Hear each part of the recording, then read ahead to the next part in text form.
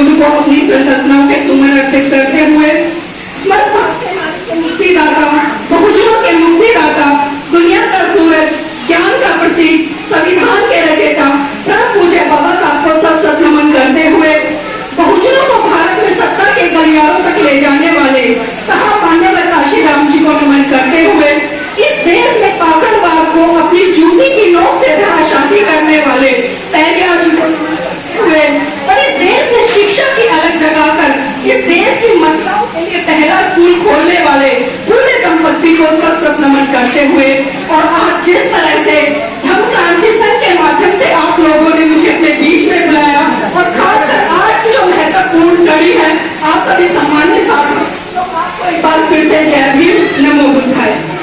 देखिए आज मैं भाषण नहीं दूंगी क्योंकि भाषण लगातार हम देते रहते हैं। आज मैं कुछ चर्चा करने के लिए आई हुई हूँ क्योंकि चर्चा करेंगे तो कहीं ना कहीं बहुत सारी चीजें आपके बीच में से निकल कर आएंगी, मेरे विचारों से निकल कर आएंगी और जब विचारों का आदान प्रदान होता है तो कुछ आपको सीखने को मिलेगा, कुछ मुझे सीखने को मिलेगा और हमारे ज्ञान में वृद्धि होगी। अभी यहाँ पर जिस तरह से बगल साहब ने कहा कि इस देश में लगातार दो संस्कृतियों की लड़ाई चल रही है, लेकिन क्या सही रूप में, सही मायने में हमने उस संस्कृति को समझा? शायद नहीं समझा। मैं ये इसलिए कह रही हूँ क्योंकि आज मैं देखती हूँ जिस तरह से मेरे बहुजन समाज की बहन बेटियां पाखंडवाद, रूढ़िवादी परंपराओं का निर्वहन कर रही है, शायद और कोई इस देश में इतना नहीं कर रहा होगा जितना कि इन कर्मकांड, पूजा पाठ को बढ़ाने में मेरे समाज की बहन बेटियां सक्रिय भूमिका निभा रही है। हम बाबा साहब की जयकार कर लेते हैं, बाबा साहब के नारे लगा लेते हैं, 14 अप्रैल में बाबा साहब की जयंती मना लेते हैं, 6 दिसंबर पर उनका परिनिर्वाण दिवस मनाकर उनको पुष्प अर्पित करके आदरांजलि अर्पित कर देते हैं। लेकिन क्या सही रूप में हमने परम पूज्य बाबा साहब के सिद्धांतों को समझा, उनकी विचारधारा को समझा, उनके बताए हुए मार्ग पर क्या हम चले? शायद नहीं चले। कितने लोग ऐसे हैं जिनके घर में बाबा साहब की तस्वीर लगी हुई है? ईमानदारी से हाथ खड़े करना। बहुत खूब। अब एक बात और पूछना चाहूंगी, क्या सिर्फ खाली तस्वीर लगाकर हम बाबा साहब के मिशन मूवमेंट को पूरा कर पाएंगे? मैं पूछ रही हूँ। अब मुझे ये बताइए, आप यहाँ पर बैठे हुए कितने लोग बोल हैं?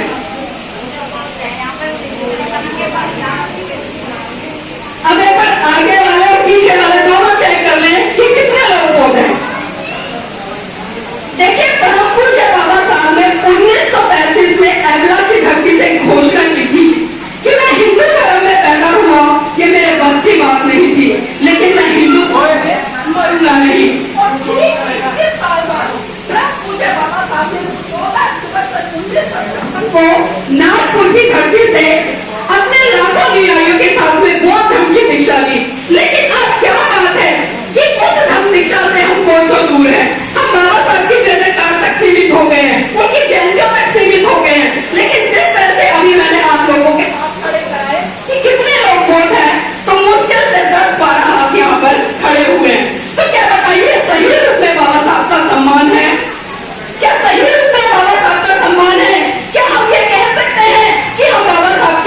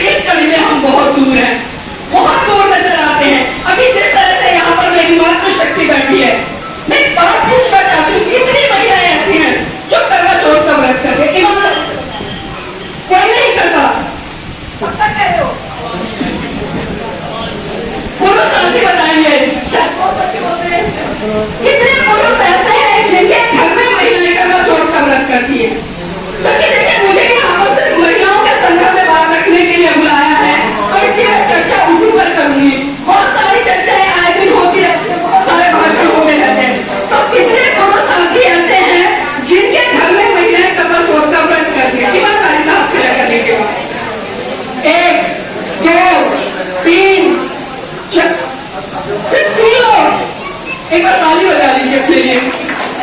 अगर ये सच है तो वास्तव में आप साधुवाद के पात्र हैं, और अगर झूठ बोल रहे हैं तो आप अपने आप से ही धोखा कर रहे हैं। अब जिन लोगों ने हाथ खड़ा किया, मैं उनसे पूछना चाहती हूँ कि करवा चौथ का व्रत किस लिए किया जाता है? यहाँ पर माता जी ने हाथ खड़ा किया। माता जी मुझे ये बताएं कि करवा चौथ का व्रत आप किस लिए करती हैं? अभी किसी महिला ने हाथ खड़ा किया था, चलिए पुरुष साथियों ने हाथ खड़ा किया था, वो बताएं किस लिए करती है महिलाएं करवा चौथ का व्रत? भाई भी बताएंगे।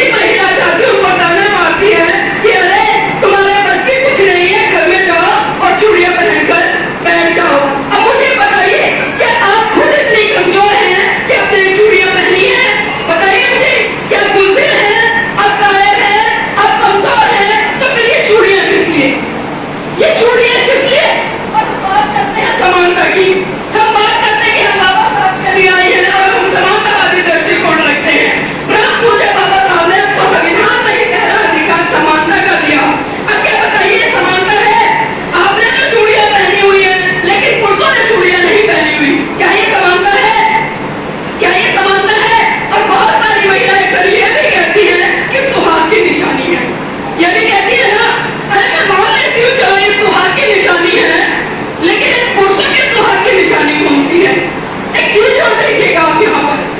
जब शादी होगी एक लड़की की और एक लड़के की, कितना बड़ा फर्क आपको देखने को मिलेगा।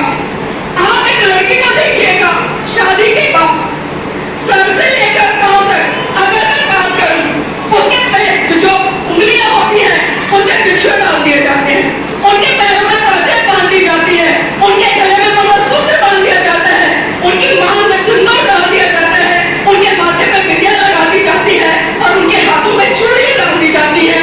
ये सभी क्या है? क्या है सभी? गुलामी का प्रतीक। लेकिन दूसरी तरफ अगर हम वही पुरुष साथी को देखें तो सर से लेकर पांव तक उनके शरीर पर एक भी आभूषण ऐसा नहीं नजर आता कि जिससे यह पता चले कि वो शादीशुदा है। जब शादी दो लोगों की हो रही है तो स्वाभाविक सी बात है दोनों तरफ परिवर्तन होना चाहिए ना। लेकिन ये परिवर्तन महिला की तरफ ही क्यों? महिला की तरफ क्यों?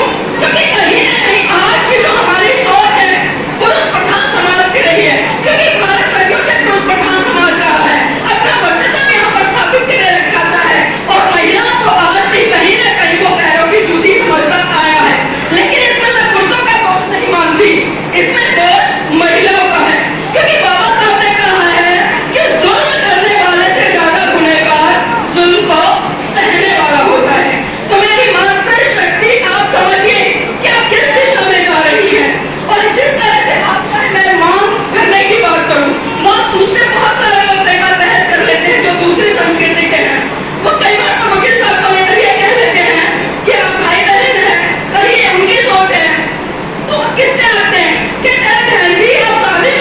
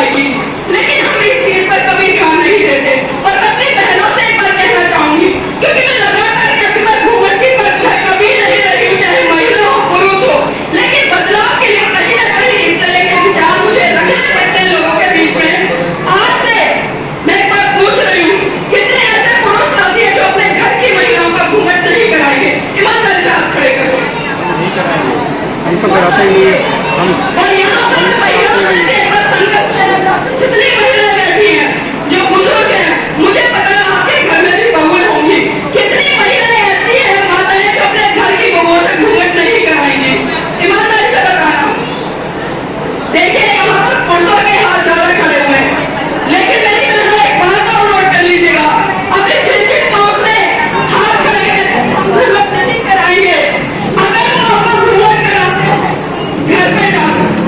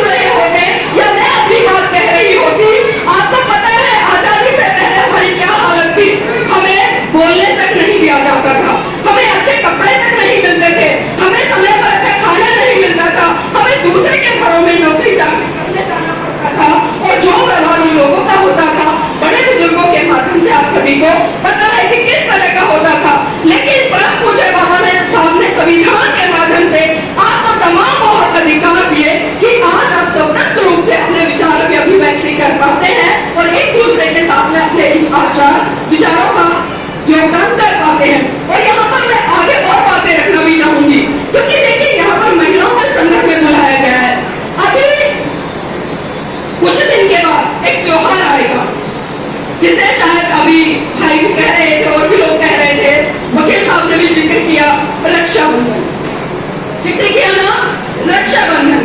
अब इस शब्द का अगर हम अर्थ देखें, रक्षा जमा में बंधन, एक तरफ तो हम रक्षा की बात कर रहे हैं और दूसरी तरफ बांध रहे हैं, ऐसा ही है ना, एक तरफ तो रक्षा और दूसरी तरफ बंधन। और कुछ लोग तो बहुत सारी चीजें कहते हैं कि भाई बहन की रक्षा करता है, उसका वचन देता है। जब बहन भाई की कलाई पर धागा बांधती है तो भाई उसको वचन देता है कि मैं ना होकर आपकी